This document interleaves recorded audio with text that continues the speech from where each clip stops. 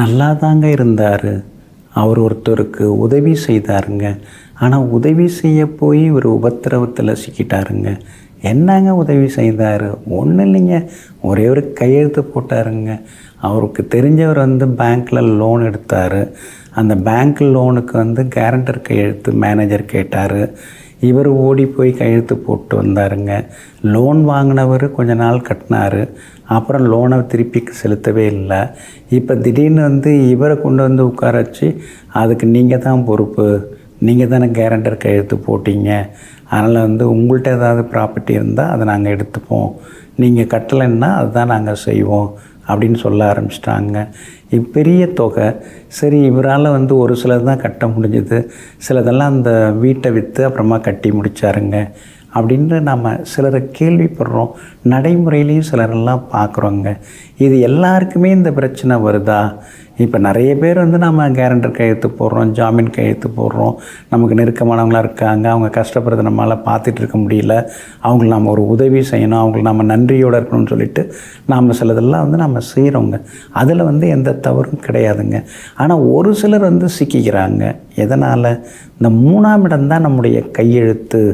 சிலருக்கு இப்போ லக்னத்துக்கு 3ஆம் இடம் நல்ல கிரகம் இருந்ததுன்னா அவங்க கையெழுத்தே பொதுவாக நல்லாயிருக்கும். அவங்க எழுதுகிற எழுத்து அப்படியே முத்து முத்தாக இருக்குது, கண்ணில் ஒத்திக்கலாம் போல் இருக்குது அப்படின்னு சொல்லுவாங்க இல்லைங்களா? அந்த மாதிரி இருக்கும். 3ஆம் இடத்துல பாவகிரகங்கள் இருந்து அந்த பாவகிரகத்தை இன்னொரு பாவகிரகம் பார்த்ததுன்னா காக்கா மூக்காலுக்கு இருக்கிற மாதிரி டாக்டர்லாம் எழுதுவாங்க இல்லைங்களா, ப்ரிஸ்கிரிப்ஷன், அந்த மாதிரி சிலர்லாம் எழுதுவாங்க. அந்த மாதிரி கையெழுத்து சிலருக்கு சரியில்லாமல் போகுங்க. நம்முடைய எழுத்து, நம்முடைய கையெழுத்து சில நேரங்களில் நம்முடைய தலையெழுத்தை நிர்ணயிக்குதுங்க. அதனால தான் எல்லாருமே கையெழுத்து போட்டு சிக்கிக்கால. ஆனால் ஒரு சிலர் சிக்கிக்கிறாங்க. அப்போ இந்த 3ஆம் இடத்துல பாவகிரகங்கள் இருக்கிறவங்க பொதுவாகவே ஜாமீன் கேரண்டர் கையெழுத்து போடக்கூடாதுங்க. அது போட்டாலே அவங்களுக்கு ஏதாவது ஒரு ஆபத்து வந்துடும்.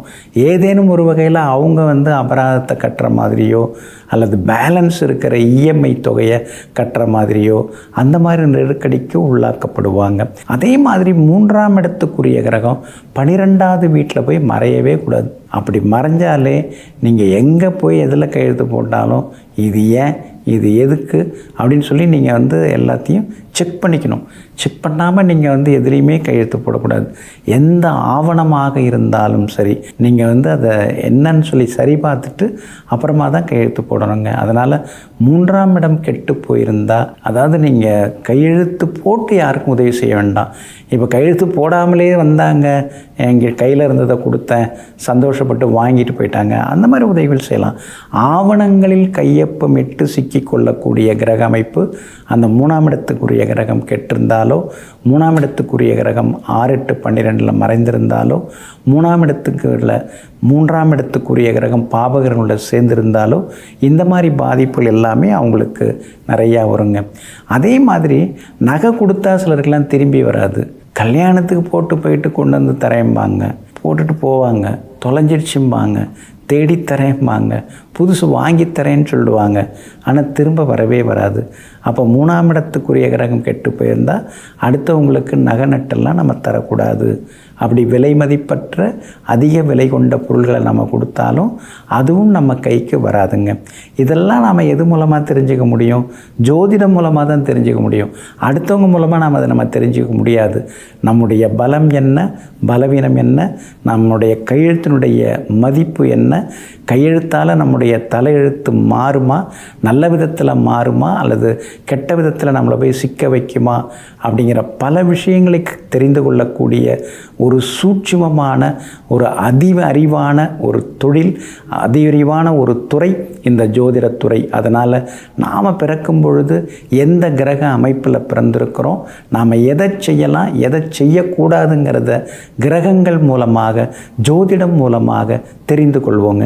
நெஞ்சிற்கினியவர்களே, சுக்கிரவாரமாகிய இன்றைய நாள் உங்களுக்கு சகல சௌபாக்கியங்களையும் அள்ளித்தரும் அதிர்ஷ்டகரமான நாளாக அமையட்டும். மீண்டும் சந்திப்போம். நன்றியுடன் உங்கள் ஜோதிட முனைவர் KP வித்யாதரன். வணக்கம்.